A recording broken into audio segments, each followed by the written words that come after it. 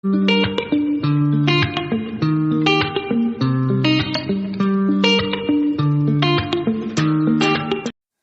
everyone, this is Vishwas. Welcome to my channel, Mr. Allrounder 24. If you are new to my channel, please consider subscribing to this channel, and if you like this video, give a thumbs up so it will encourage me to do further more videos. So without wasting further time, let's get into today's topic. So today I'm sharing something which everyone needs to be aware of, or I think if you are aware of this news, then you might have heard about this news. So that is Pegasus. Everywhere you see in news channels, in news articles, it's only about Pegasus. Pegasus. So what is this Pegasus all about?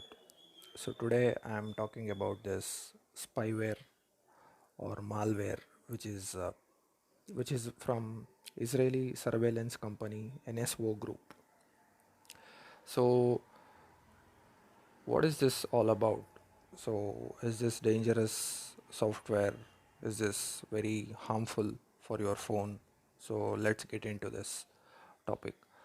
So you have probably heard about this term Pegasus. So governments around the world are facing, allegations that they used this Israeli-made malware to spy on the phones of mainly activists, journalists, and politicians. So, but how exactly does this Pegasus spyware work? How does it get into people's phones? And what can it do once it's, there in your phone? How does Pegasus sneak its way into a phone?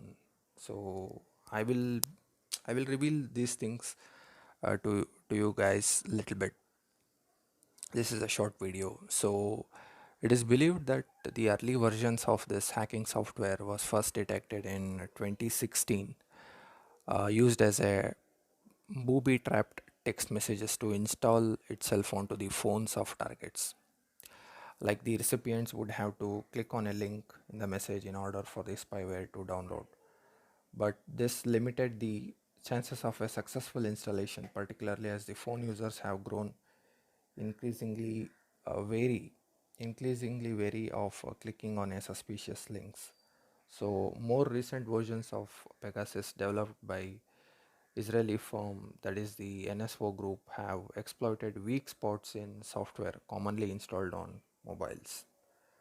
So in 2019, you might be aware that WhatsApp sued NSO by saying it used one of these so-called zero-day vulnerabilities in its operating system to install the spyware on some 1,400 phones. By simply calling the target through WhatsApp, Pegasus could, secretly download itself onto their phone, even if they were never, if even if the recipient never answered the call.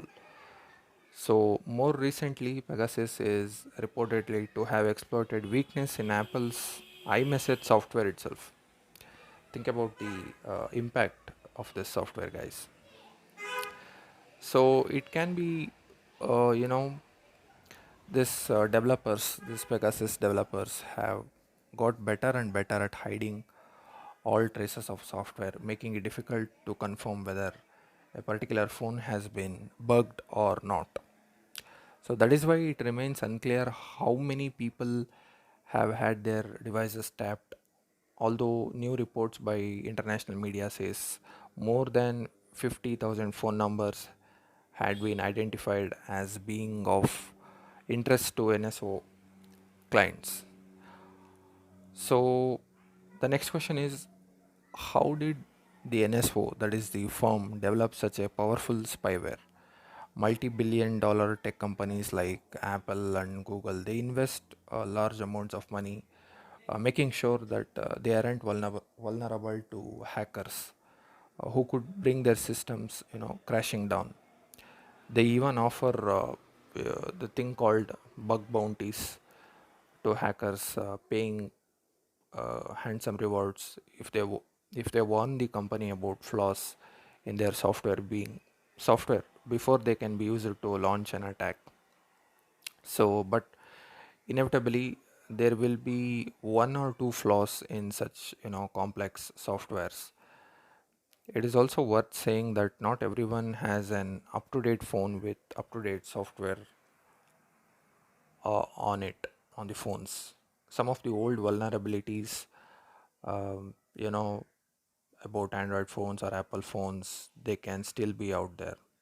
So the next question is it possible to remove the spyware? That is the main question. So since it's extremely difficult to know for sure if your phone is carrying the malware, it's also difficult to definitely that it has been removed. So they said that Pegasus may install itself onto the phone's hardware or into its memory depending on the version. If it's stored in the memory, rebooting the phone could in theory wipe it off, so that people at risk of being targeted, such as business leaders and politicians, regularly switch their devices off and on again. So it sounds like overkill to a lot of people, but there is anti-malware software out there for mobile devices. So if you're someone at risk, you probably want to have some anti-malware software installed on your phone to keep yourself safe. So lastly, I want to say that I request you guys to keep your phones up to date and install some anti malwares to protect yourself and family and friends, and avoid these kind of spywares by you know getting infected into your phones. So with that being said, I would like to end this video by saying that take care guys, and be aware of this malware, and spread it to your friends about this spyware, and keep them safe. So if I get any updates regarding this malwares, so definitely I will update you guys here. So thank you for watching. This is Vishwas, Mr. Allrounder 24. I'll see you in my next video guys. Thank you for watching. I'll see you. Have a nice day.